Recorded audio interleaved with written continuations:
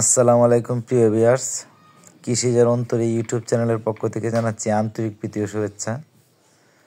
তো আলহামদুলিল্লাহ, আজকে আমি আমার সবগুলা বেড়ারে কৃমিনাশক করছি, মানে লিভানিট কৃমি খাওয়াইছি। তো আপনারা হয়তো অনেকে জানেন না যে লিভানিট কৃমি কিন্তু গর্ভবতী সেফ না, তারপরে বেড়ারে খাওয়ানো হয় বা খাওয়াইলেও সমস্যা হয় না।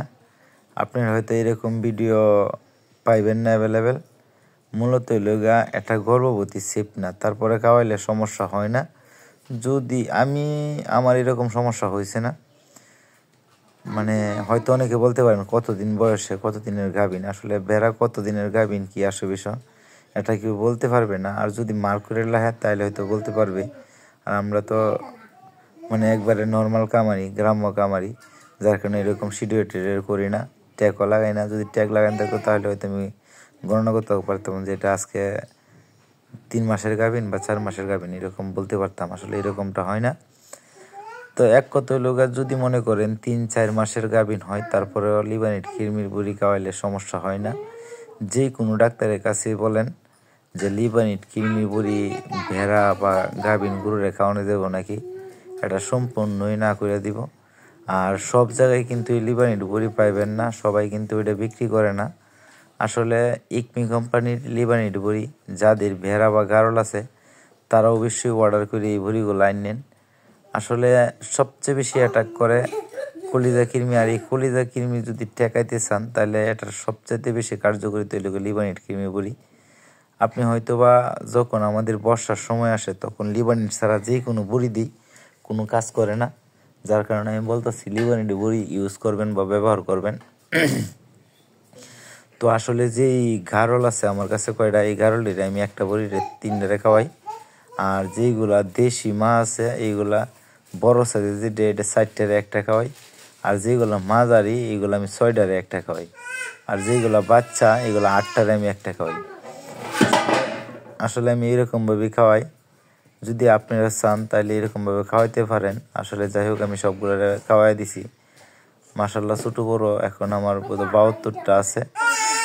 আর 2-3টা বেড়া একটু সমস্যা হয়েছিল আমার, মনে করেন যে একটা বেড়া ফাড়া আমি জবরে গাইছি, আর একটা বাচ্চা কেমনে জানি মারা গেছে, আমি বলতে পারি না।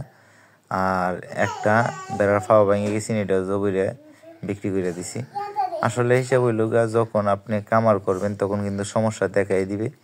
আসলে সমস্যা থেকে যদি আপনি না বাহিরে আসতে পারেন তাহলে এটা কোনো কামারই না।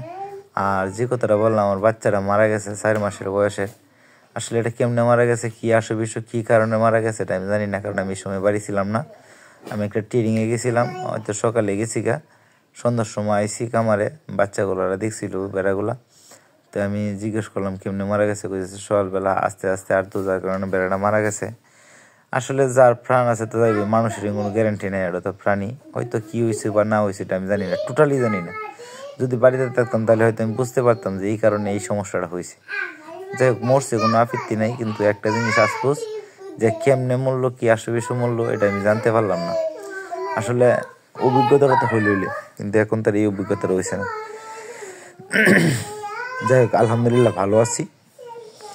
আর ভেড়াগুলোরে যখন আপনারা কৃমিনাশক করবেন বা কৃমির বড়ি খাওয়াবেন, অবশ্যই বাধ্যতামূলক সুন্দরভাবে গোসল করায় দিবেন। গোসল করায় ছায়াযুক্ত স্থানে রাখবেন। আর একটা বিষয় মাথায় রাখবেন, যখন আপনি লিভানিট কৃমি ব্যবহার করবেন তখন কিন্তু ভেড়াগুলো পাতলা পায়খানা করবে। পাতলা পায়খানা করলে সমস্যা নাই, আস্তে আস্তে ঠিক হয়ে যাবে।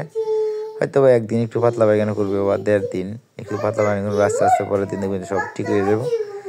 কিন্তু লিভানিট কৃমি যেহেতু এখন শীতের শেষ, তাই আমি এখন বর্তমানে এই কৃমিগুলো করায় রাখছি আর গোসল দিছি। তো আর একটা বিষয় মাথা রাখবেন, যদি আপনি বেড়াঘর, তো এখন শীতের শেষ গরমের শুরু, এই সময়ের আমাদের সবচেয়ে বেশি মানে কৃমি অ্যাটাক করে, আপনারা হয়তো অনেকে জানেন না। আর আপনারা যদি কৃমি করায় গোসল করায় রাখেন তাহলে অবশ্যই ভালো। কৃমি করালে বেড়া প্রচুর পরিমাণ খায়। আবার যদি আপনি বেড়াগুলোর রীতিমতো মানে গোসল করতে পারেন তাহলেও বেড়া প্রচুর পরিমাণ খায়। তো একটা কথা হলো, গরমের সময় যদি পারেন তাহলে 1 দিন বা 2 দিন পরে পরে গোসল করাবেন। আর যদি না পারেন তাহলে সপ্তাহে মিনিমাম 1 বার গোসল করানোর চেষ্টা করবেন। যখন বেড়াগুলারে আপনি গোসল করাবেন তখন এই বেড়াগুলার মনও চাঙ্গা থাকে আর ফুরফুরা থাকে, যার কারণে বেড়াগুলা প্রচুর পরিমাণ খায়। আর একটা বিষয় মাথা রাখবেন, যেহেতু গরমে শুরু হয়ে গেছে, আর 8-10 দিন পরে অবশ্যই আমি ভেড়ার পশম কাটা শুরু করব। যাদের ভেড়া আছে তারা অবশ্যই যায়, যে ভেড়াগুলোর পশম বড় বড় হয়ে গেছে ওই ভেড়ার পশমগুলা কাইটে দিবেন। তো ধন্যবাদ সবাইকে, সবাই ভালো থাকেন, সুস্থ থাকেন, আমার জন্য দোয়া রাখেন। ভাই আমরা মধ্যবিত্ত, ছোট্ট একটা খামারি, দোয়া রাখেন যেন খামারটা নিয়ে একটু আগায় যাইতে পারি। স্বপ্ন আছে অবিরাম, ইনশাল্লাহ একদিন হয়তো বা এটা বাস্তবে পরিণত হবে। একটু সময়ের দরকার, একটু ধৈর্য আর একটু সময়। ইনশাল্লাহ একদিন আমরা মানে একটু বড় সড়ো খামারি হওয়ার চেষ্টা আছে আর কি। তো সবাই একটু দোয়া রাখেন, আমিও সবার জন্য দোয়া রাখি। যে কোনো পরামর্শ বা তথ্যের জন্য চাইলে কমেন্ট অথবা ফোন করতে পারেন। আসসালামু আলাইকুম।